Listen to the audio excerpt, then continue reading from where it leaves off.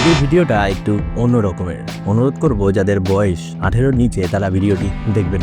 Ministry of sex খুলতে চলেছে রাশিয়ার সরকার। তা শুনে তাজ্জব গোটা বিশ্ব। কিন্তু কেন, কী কারণে তাদের এই অদ্ভুত চিন্তাভাবনা? আজকের ভিডিওতে এই বিষয়ে আলোচনা করব।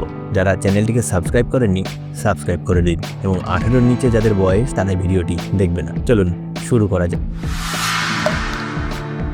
অফিসে কাজের মাঝে সেক্স করুন, পরামর্শ দিচ্ছে রাশিয়ার সরকার। কিন্তু কেন?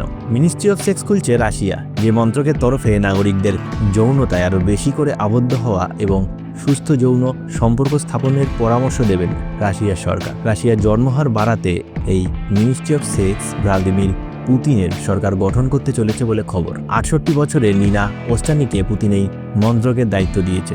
দেশের জন্মহার বাড়াতে মিনিস্ট্রি অফ সেক্স খুলতে চলেছে পুতিন সরকার। ইউক্রেন রাশিয়ার যুদ্ধের পর থেকে পুতিনের দেশ বহু মৃত্যুর সাক্ষী। পরপর 3 বছর ধরে ইউক্রেনে যুদ্ধ চালাচ্ছে রাশিয়া, ফলে অগণিত মানুষের মৃত্যু হয়েছে এই যুদ্ধের ফলে, যার জেরে জনসংখ্যাও কমেছে, যা রাশিয়ার ভৌগোলিক এবং সামাজিক অবস্থানের উপর প্রভাব ফেলেছে।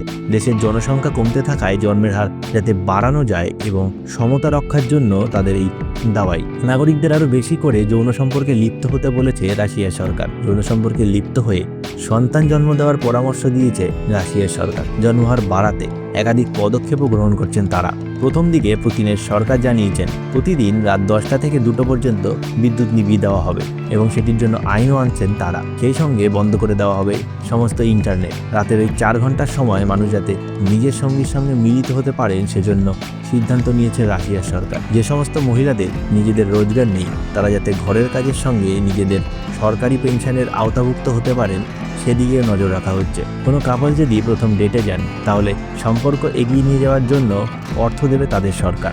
নিমন্ত্রিতরা যাতে হোটেলে থাকেন এবং সঙ্গীর সাথে যৌনতায় লিপ্ত হতে পারেন, সেদিকেও খেয়াল রাখবে সেই দেশের সরকার।